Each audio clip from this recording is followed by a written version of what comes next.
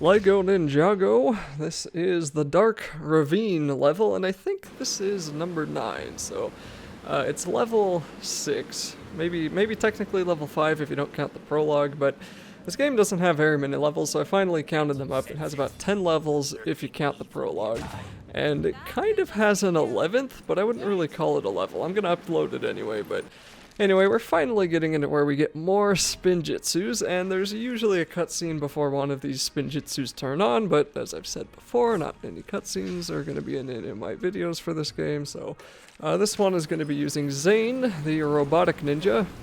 Kind of interesting that a robot is a ninja when you think about it, because wouldn't he be able to be infinitely better? I don't know, whatever. He's a robot, and he's got the ice powers. So you can turn all kinds of things, mainly water, actually, into ice. And I got a level up there for my true ninja into the plucky chicken. I got that to about, I think, level 7 or 8 when I beat the game, so there's still quite a few more to go for if you want to 100% this game. And we also have Garmadon on our side temporarily. So as you see, there's this gigantic plate here, but no one is quite heavy enough to actually activate it. So you're going to need a heavy character, in this case Garmadon in his cage, to be able to push that plate down. We're also going to be running into, and to do this you'll want to come on over here to this bridge that I was staring at, but I had to cut the video for a complaint I'll be talking about in a second here. Anyway, build this elevator, activate it with a spinjitzu, and then get Garmadon on it and come on up. So, for some reason, at this point in the game,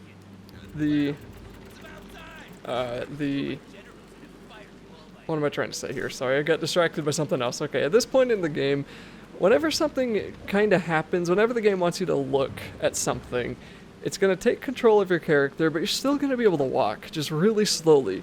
It's going to take control of your camera, and then it's not even going to zoom you in on anything. It's going to kind of pan your camera into a general direction of where something is. Now, you see this in some games, like Tomb Raider comes to mind, where you see a brand new vista and then it'll automatically move your camera, kind of zoom in onto where you're supposed to be going. Lara Croft will start talking about what's happening. You're good to go. It feels a little bit natural, feels okay. In this, it just feels terrible. Now, I'm not talking about this, okay? This is like a mini cutscene. This happens a lot. I'm talking, you'll still be able to move your character a little bit, as you saw as I was doing with Zane before I cut out some stuff that I wasted time with there.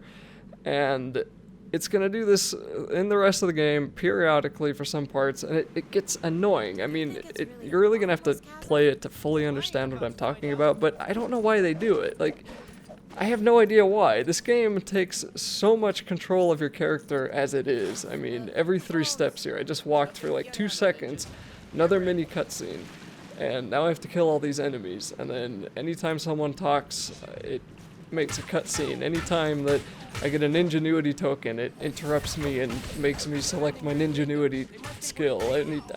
I've already kind of talked about that, but just this one thing really just kind of added it on top. I'm trying to like this game, okay? I really am, but most of my walkthrough I've spent complaining about it, so I guess in the end I can't really say if it's a good game or not. I'd say it's another Lego game, and they kind of had a mediocre story to work with. I mean, Ninjago, which is, it's okay, but it's not, you know, Lord of the Rings or anything. So I guess I don't know if I can blame Traveler'sTales for this. I can for the glitches, but that's been normal for the last like 10 Lego games.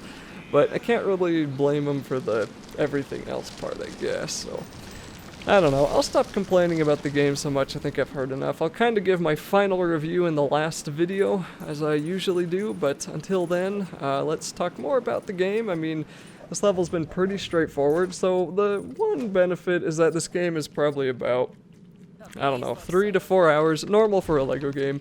And as we've seen, the levels are like 30 minutes long. So as we can tell in this is part 1 out of 2 for the Dark Ravine, and we're going to be doing part 2 obviously in the video after this. And this one actually wasn't too long, it was probably about 20 minutes.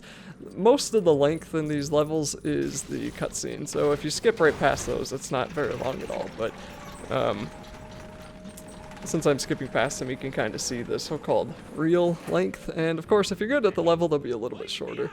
But as we've seen with this level, the main point of it is just to get Garmadon across with you, because he's the only one that can step on those pressure plates that need to be sunk down, but he is currently not capable of doing all the fancy ninja things you can, even though later on he will be freely jumping across stuff that really, I'm surprised he was able to jump across, because he couldn't before, so I don't know. But anyway, the most part with this is that he can't run on walls because he's got a cage.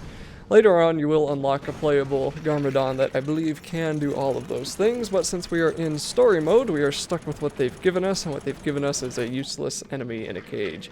So we'll just move this elevator on up here. We're using more of our spinjitsus, and we do have to, yeah, for some strange reason, we have to activate the elevator again when we're on it.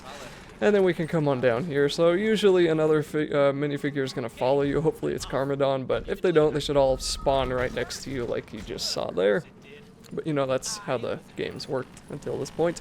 We're going to be juggling through pretty much 6 characters for the rest of this game, and also, like I said, right here, all of a sudden just Ninja Duty token. And better place it. If you don't, then you're not a very nice person.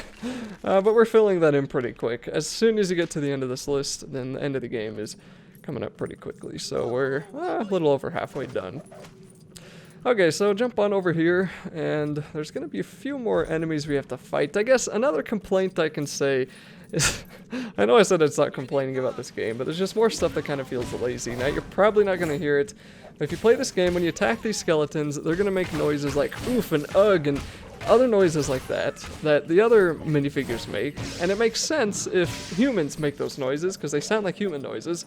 But it doesn't make any sense when a skeleton without a voice box makes a human noise like that. And it's not so much that it makes a human noise, it's more that the skeleton makes exactly the same noise as every other minifigure you attack in this game. They couldn't have given them like a little rattling noise or something? I mean, come on, even the other Lego games did this, so I don't know, it's just kind of felt like a lazy game to me.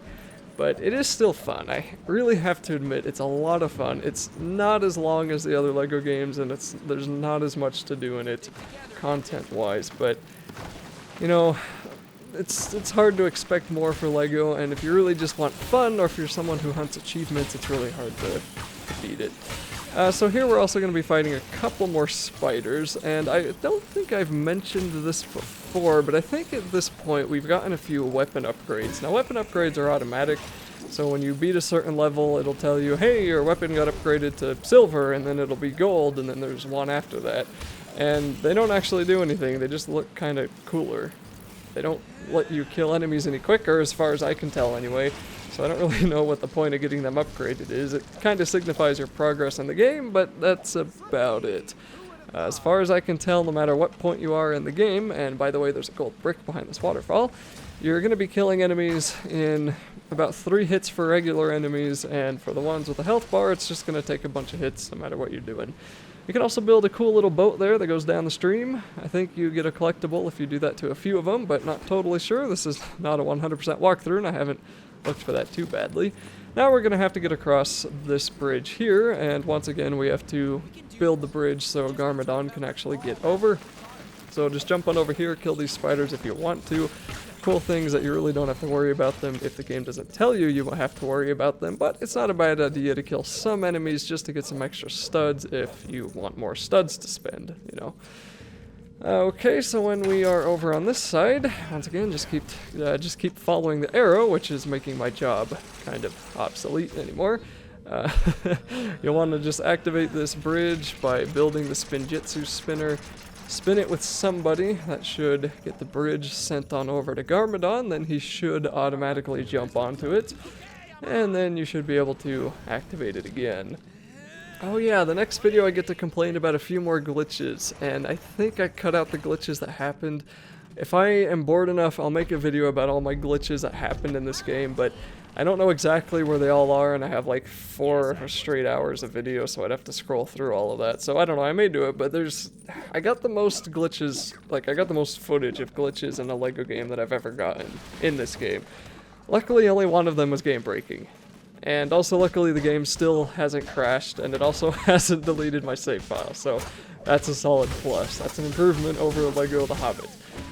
Anyway, So we're getting near the end of this video. There's going to be a cutscene that you won't be seeing because I cut it out, but if you're playing this, there will be a cutscene once we get kind of to the end of this ravine area, and then right after that is where I'm going to start the next video, and that'll be part 2 of the Dark Ravine level.